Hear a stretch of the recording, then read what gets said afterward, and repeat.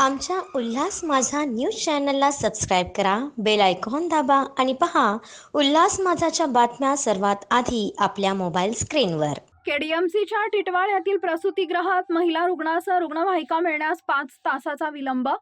कल्याण डोंबिवली महापालिकेच्या टिटवाळा येथील रुक्मिणी प्लाझा या प्रसूतिगृहात एका महिलेची प्रसूती झाल्यावर तिची प्रकृती गंभीर असल्याने तिला पुढील उपचारासाठी मुंबईला हलवण्याकरता रुग्णवाहिका हवी होती. रुग्णवाहिका 5 तासाच्या विलंबाने उपलब्ध झाली आहे. या प्रकरणी शिंदे सेनेच्या पदाधिकाऱ्यांनी तीव्र संताप व्यक्त करत आंदोलन करण्याचा इशारा दिलाय. महापालिकेच्या टिटवाळा येथील वसतिगृहात प्रसूतीसाठी वैदेही मुंडे दाखल झाल्या होत्या. त्यांची प्रसूती झाली. त्यांनी एका बाळाला जन्म दिला.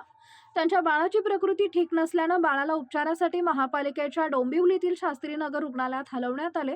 मात्र बाळाची आई वैदेही यांची प्रकृती ठीक नसल्याने तिला मुंबईतील रुग्णालयात हलवणं गरजेचं होतं. त्यासाठी रुग्णवाहिका नव्हती. त्यामुळे तिला 5 तासानंतर रुग्णवाहिका उपलब्ध झाली. त्याचबरोबर याच रुग्णालयात प्रसूतीसाठी आलेल्या चैताली भंडारे यांची प्रसूती करण्यात डॉक्टरांनी विलंब केल्याचा आरोप करण्यात आलाय. त्यांना डॉक्टरांनी शस्त्रक्रिया करून प्रसूतीचा सल्ला दिला होता. त्यासाठी तयार नसल्यानं प्रसूती उशिरानं शस्त्रक्रियेद्वारेच करण्यात आल्याचं डॉक्टरांनी स्पष्ट केलं. हा प्रकार कळताच शिंदे सेनेचे पदाधिकारी विजय देशेकर यांनी महापालिकेच्या आरोग्य सेवेचा गलथान कारभार आहे. महापालिका रुग्णवाहिका 5 तासानंतर उपलब्ध झाली. त्या महिलेच्या जीवाला दगाफटका होऊ शकला असता.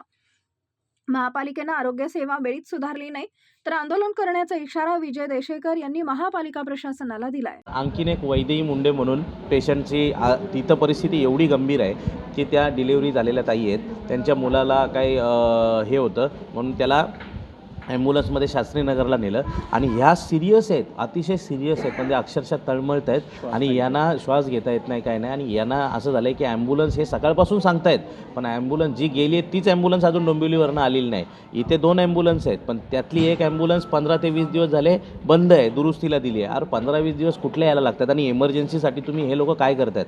मग इथे कल्याण डोंबिवली महानगरपालिकेचा आरोग्य विभाग जे असेल त्यांनी पण लक्ष द्यायला पाहिजे. कारण की हे सगळं हे फक्त काय होतं, प्रायव्हेटला देऊन कॉन्ट्रॅक्ट देऊन मोकळे होतात आणि मग लक्ष देत नाही. आणि तुम्ही बघाल तर पेशंट एवढे आहेत, प्रत्येक पेशंटच्या नातेवाईकांच्या तक्रारी आहेत की आम्हाला इथे व्यवस्थित सुविधा भेटत नाही, काय नाही. हे बाहेरनं दाखवतात एक आणि आतनं वेगळा कारभार चालू आहे. अतिशय भोंगळ कारभार, अनागोंदी कारभार चालू आहे आणि याच्यात खूप मोठी एकदा मला वाटतं भडका उडेल. त्याच्यामुळे कृपया आयुक्तांनी याच्यावर जातीने लक्ष दिलं पाहिजे. आमच्या उल्हास माझा न्यूज चॅनलला सबस्क्राईब करा, बेल आयकॉन दाबा आणि पहा उल्हास माझाच्या बातम्या सर्वात आधी आपल्या मोबाईल स्क्रीनवर.